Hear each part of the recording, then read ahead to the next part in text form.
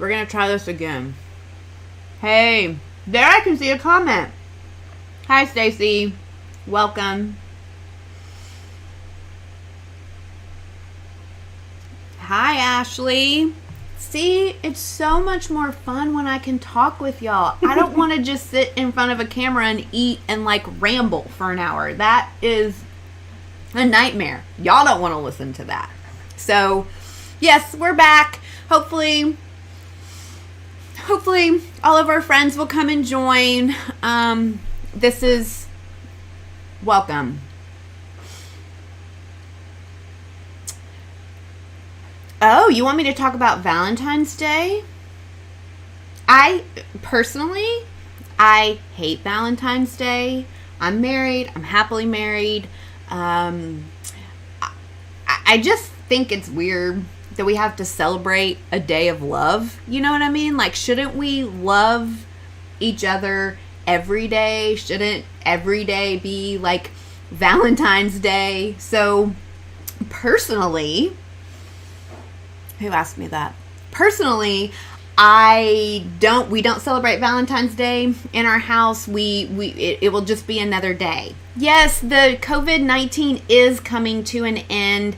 I am really sad about it. I'm not planning on ending. We're going to show up on Mondays. And what was great about the COVID-19 group, we still have them till the end of March. So use that page. They go live like every hour. So, or try to go live every hour. I'm only live on Mondays. So, it is really sad. Chelsea, your birthday is next week. Well, happy birthday. And your mom always gets a lot of food. So it's okay. It's your birthday. We're allowed to celebrate with food. Our maker gave us taste buds to celebrate and enjoy food, and a birthday celebration is certainly a reason to do that. It's okay to eat foods that maybe you don't normally eat because it's your birthday. It's okay to eat those foods anytime, even if it's not your birthday, but it's okay if you celebrate with some food. Hi, Nicole. Welcome.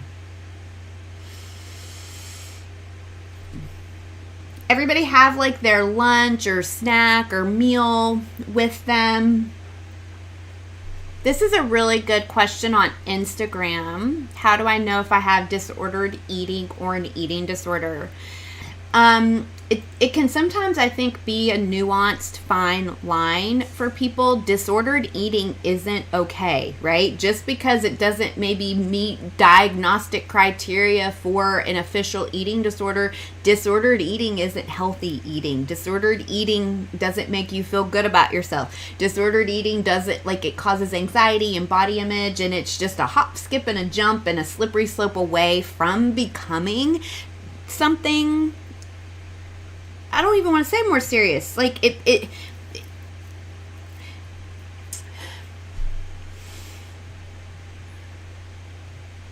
the only difference, I think, I don't want to say the only difference. If you have disordered eating, you want to get help for that too. So the difference is probably how much of your functioning is impacted by these things. But again, disordered eating isn't healthy eating either. So if you're like on the fence of, do I have disordered eating or an eating disorder, and that's going to help you decide to get help or not, go get help. Just go get help so that you can have a healthy, normal relationship with food.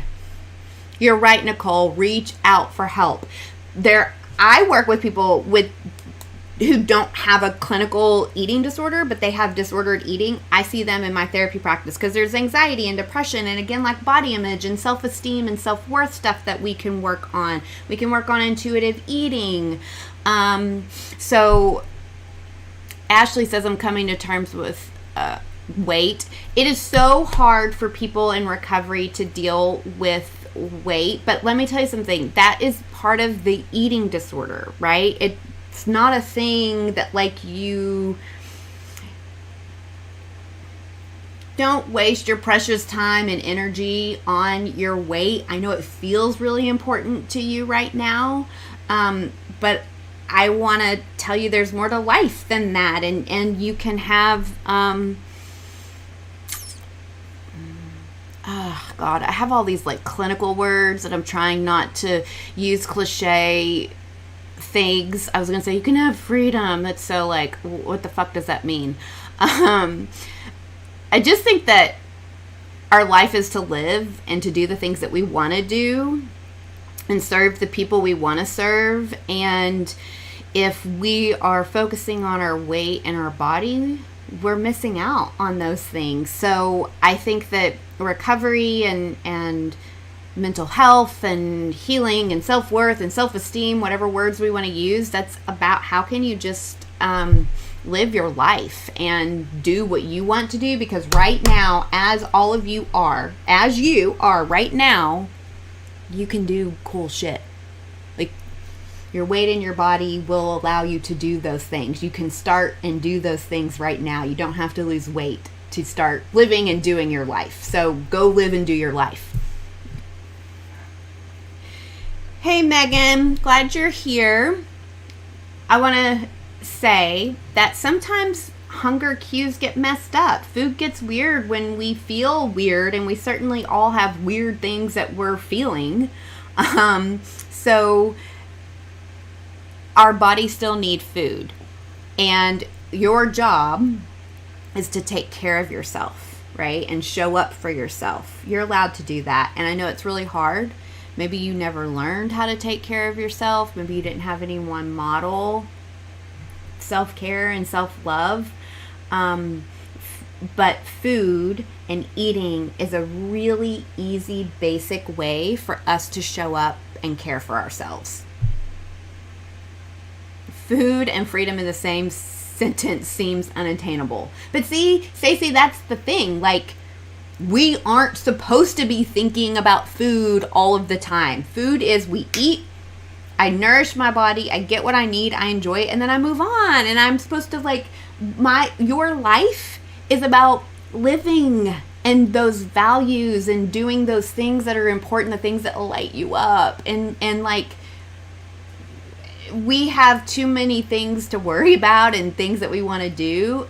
Worrying about food in our body just takes up energy and time from doing those things. Hi. How's this Monday treating everybody? So who's on, sorry, got neck stuff.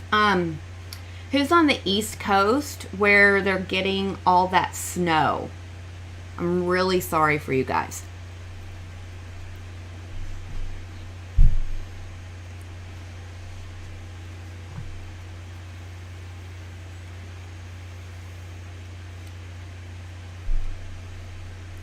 Celine, Rog92 on TikTok, you're right. You are so much more than your weight. And I think that when our weight and our body image feels really important, it's a cue that there is something going on in our life. There are things that are causing us to feel or experience. And so what feelings might need to be taken care of? What feelings might you need to address and acknowledge and care for yourself to work through them? It's not your body's fault that you have feelings. Your body kind of helps cue you in to feelings. So again, how are you going to care for yourself? A foot of snow. Where are you, Nicole? It's Michigan's getting snow a ton. Sydney on Instagram.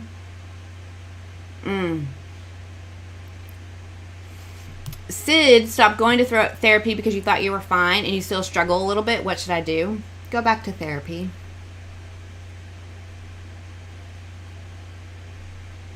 This is now going to be my response to anybody who says, hey, Stephanie, I have this problem.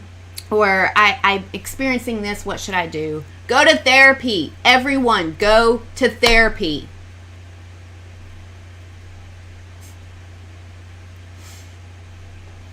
And if it's snowing, you can do therapy online. There's virtual therapy, so you don't even have to get out of your house. So that's what my advice is to you, is to go back to therapy. You're in Illinois and the snow is so high. Ashley, I lived in Chicago for a few years while I went to graduate school, and then I worked up there at Timberline Knolls for a little bit. And I'm from Texas, so, right, Texas has pretty interesting weather in that we only get like cold weather maybe for 6-8 weeks. So we're in that 6-8 weeks, but it doesn't get a lot of snow. But I'm telling you, the snow in Chicago, because the plows would come through, and it would be taller than a person stacked up on the side. It was winter blues is a thing. I know I experience it in the wintertime, so I hope that you all can like get some sun when you can, or sun lamps. Or I know I used to tan in tanning beds a lot when I lived up there. When do you know when to stop therapy? That's Ashley on Instagram. Do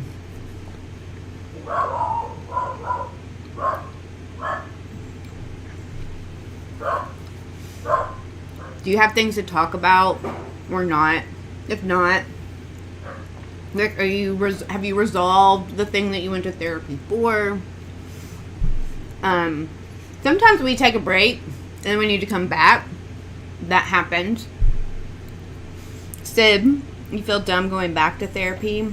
So what if you're not struggling as much? As a therapist, like, sometimes we appreciate when people are higher functioning, because it's like, man, if all of my clients were in it, like really struggling and like really intense symptoms, that would be really hard for my job. So I know I appreciate the client who's feeling a little more resolution in things and maybe is a little higher functioning in life right now. So a therapist would like to see you.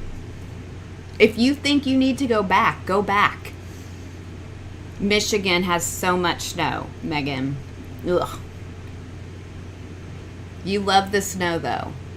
Okay. We basically get zero snow. Where are you, Jesse? We don't get a lot here either in Texas.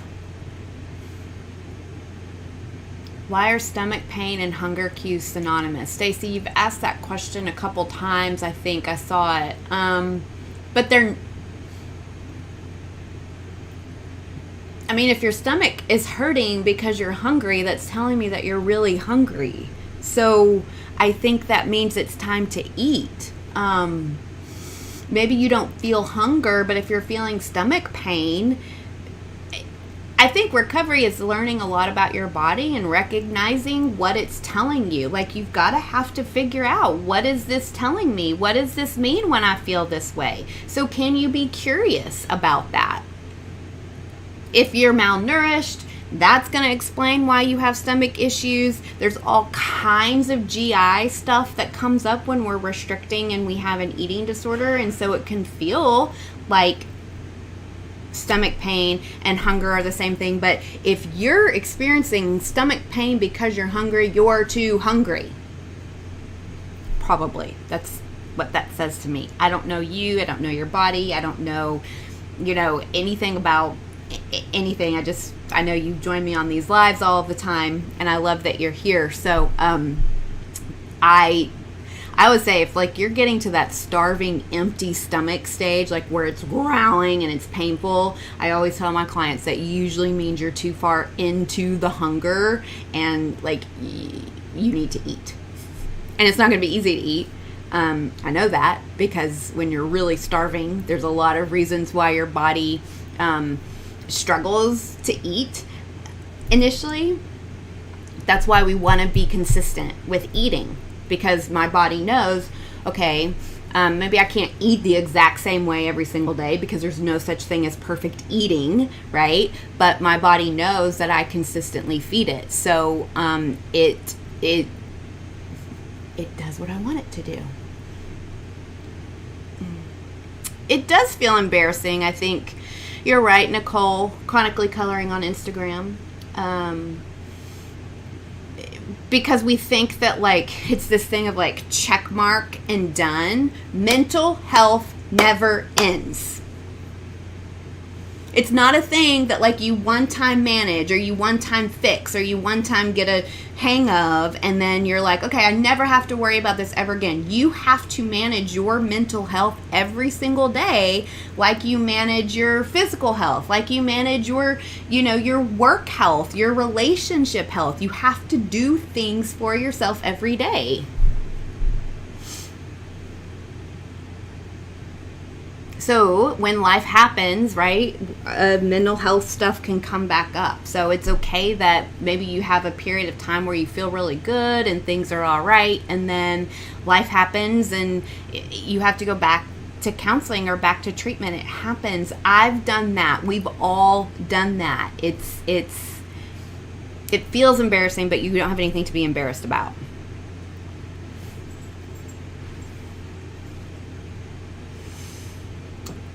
I see your question, Ashley. I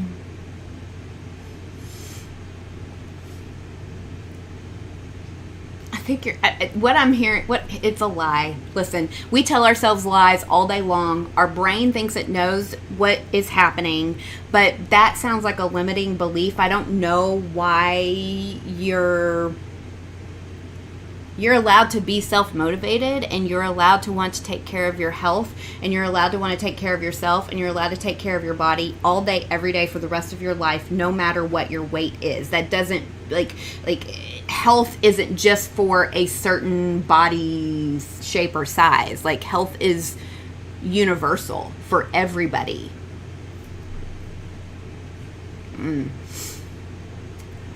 Don't want to get help until you reach a certain point. But why? Like, I get it. I hear it all the time.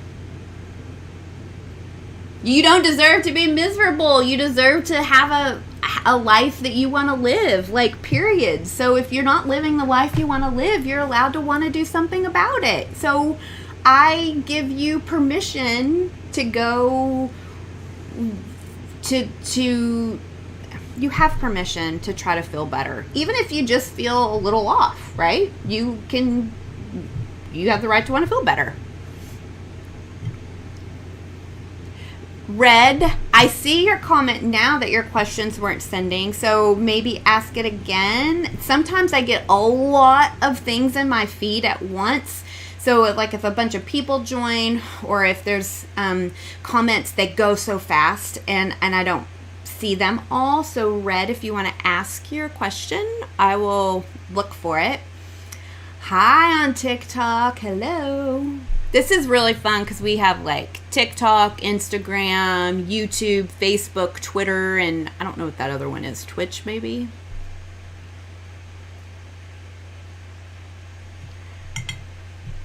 The sicker you feel, the more deserving of help you are? Would you ever say that to a friend or a person? No, you can't get help. You're not sick enough. If you wouldn't say it to a person, don't say it to yourself. Treat yourself the way you treat other people.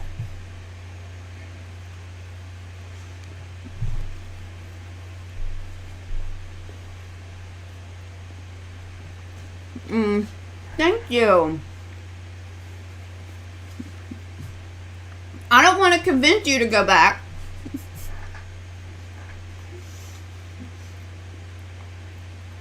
I want you to go because you can. Red. How do I ask for help? You're having a really hard time with how to do it. If you go on my TikTok, I have a video. You can play it.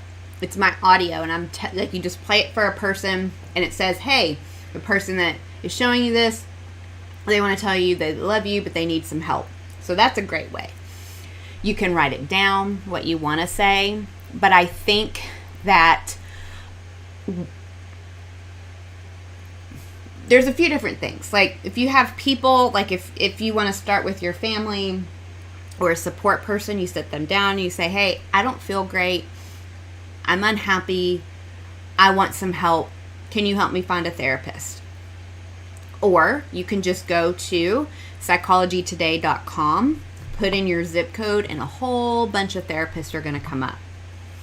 If you're wanting eating disorder support and eating disorder recovery, like empowerment and intuitive eating, health at every size, the things that I teach my clients every single day, check out recovery-academy.com. The Recovery Academy is my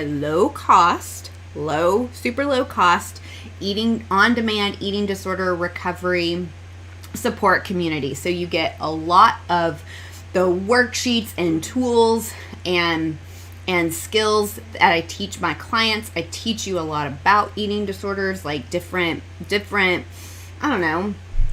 issues that the community addresses. I teach you how to like work through or reframe or reconcile, whatever word you want to use there, cope with those things.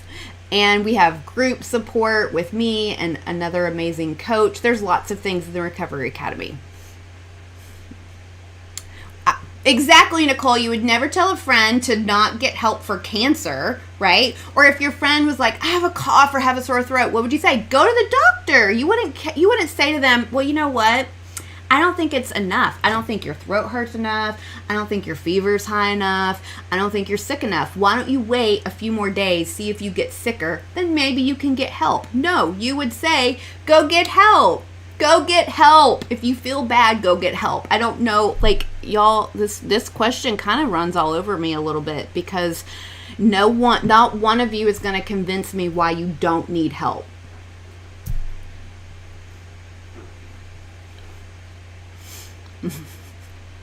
Yes, your eating disorder is talking to you, probably.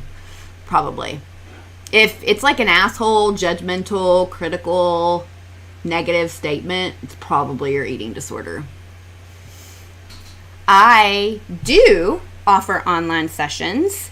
We do not accept insurance, but if you check out recovery-academy.com, you can work with me or my team, and it's very low cost and affordable.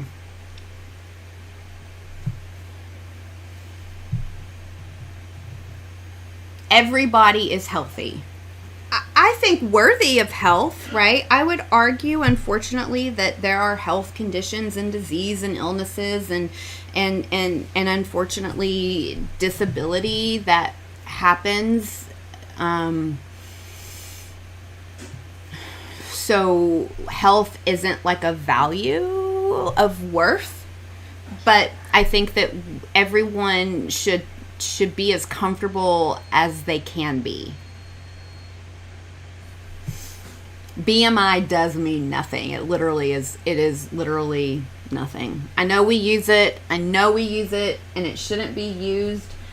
There's a lot of people who have to unlearn diet culture. A lot of doctors have to unlearn diet culture. So unfortunately, they're using this BS measurement tool, the BMI, but know that between us, right? The BMI ain't shit. Don't pay attention to it. Not a lot of options for help where you live, Colleen. Check out recovery-academy.com. That's why I created it, because there are people who live in places where there isn't a lot of help available. I live in a rural community where we don't even have enough mental health therapists, and there weren't even any eating disorder therapists. And so I became so full because it was such a need, and I know it's not just in my rural area, it's all over the world that we don't have enough resources. So that's why the Recovery Academy exists. Amy, how much are sessions out of pocket? You can check out recovery-academy.com. The pricing is very clearly on the website. We keep the the fees so that I think we feel rewarded for our work, but also it is doable for folks.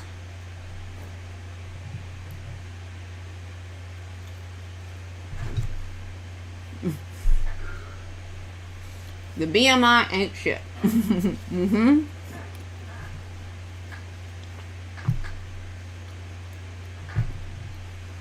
Write that down.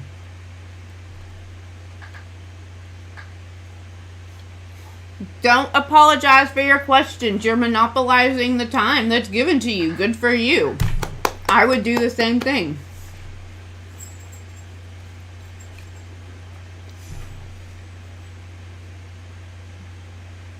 Does the Recovery Academy work outside of the U.S.? Yes. It is for anybody, anywhere in the world. All you need is a device to get onto the internet. That's it.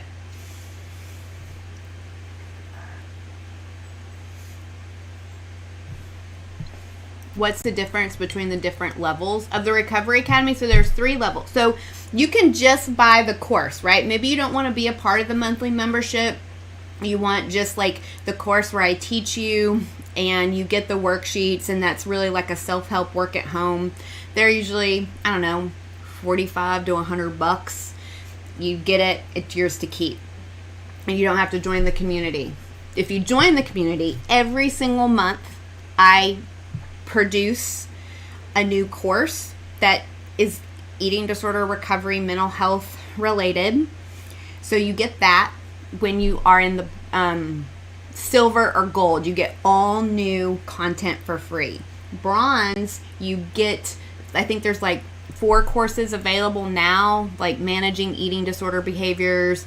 And then I forget the other 2 that are there. You can get coupons for discounts on new content as it becomes available. So the silver, you get all new content plus the stuff that's there, plus you get weekly group with me or Katie, my amazing therapist. She gets it. She's done recovery. She's a therapist. That's the silver, and then the gold is individual. So you get all of that, the group, all the courses, but you can have a one-on-one session with Katie.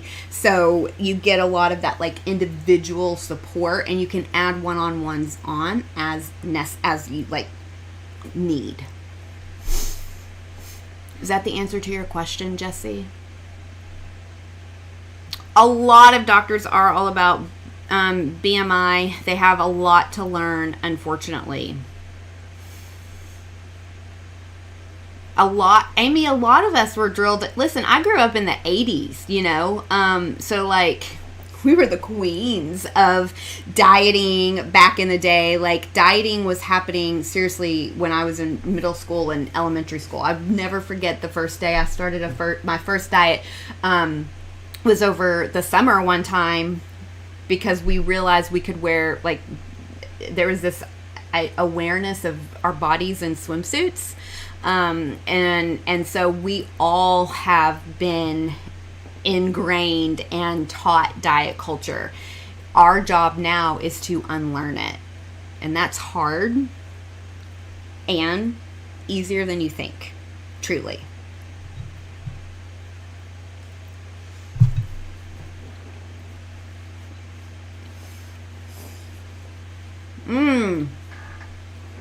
How to choose a therapist. Is there one that you kind of like vibe with? One that said something you're like, I like that. Is insurance an issue? Is fee an issue? Maybe you send an email kind of introducing yourself and asking a couple questions about their philosophy and experience, and see what you get back. And again, do you kind of vibe with one? Does one feel kind of like, oh, all right, I like this therapist?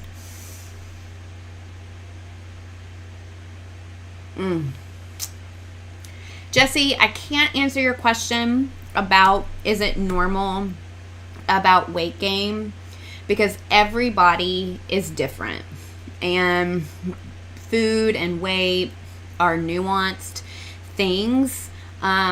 If you're not eating a lot of food, I'm going to say you probably need to eat more food though, right? If you're still hungry, if you're still thinking about food, if you feel unsatisfied after eating, those are 3 really big cues that you need more food.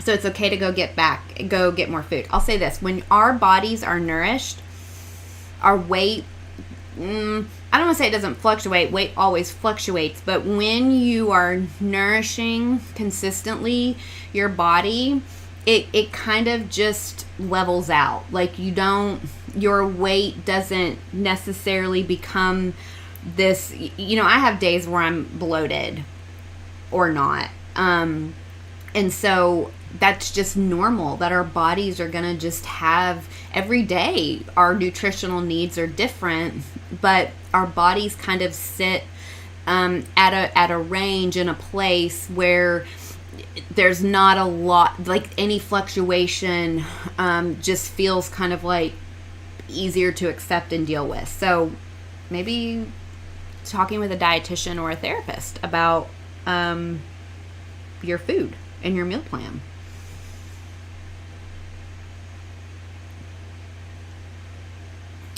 It's hard, Stacy, on Zoom to connect with people, but we do the best that we can, and it's made it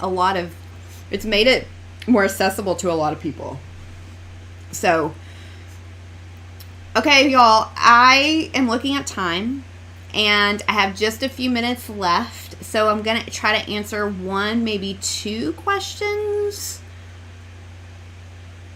Maybe. I know I ramble and talk a lot, so we'll see. But I'm going to have to hop off in just a couple minutes, so I want to answer any more questions if I can.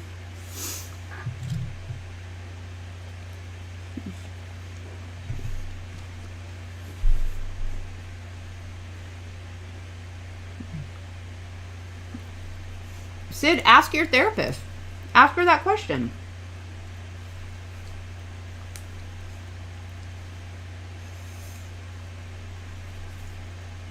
Right.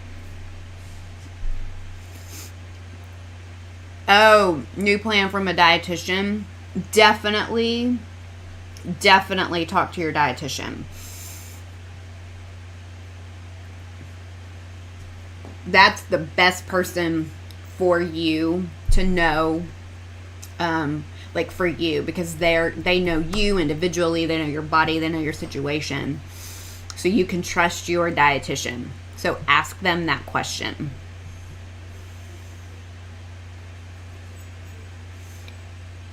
All right, Stacey, I'm glad you're back too. I'm sorry you're having a hard time. It's been rough. So I'm glad that we can come together and hang out. So, friends, I will see y'all back here on Monday, 12:15. I'm going to go finish my lunch real quick. I talk and I can't eat. So I'm going to hop off. Y'all are great. Check out recovery-academy.com. There's lots of free stuff on there too. There's a lot for everybody. And if you have any questions, hello@texomaspecialtycounseling.com. But I'll see y'all.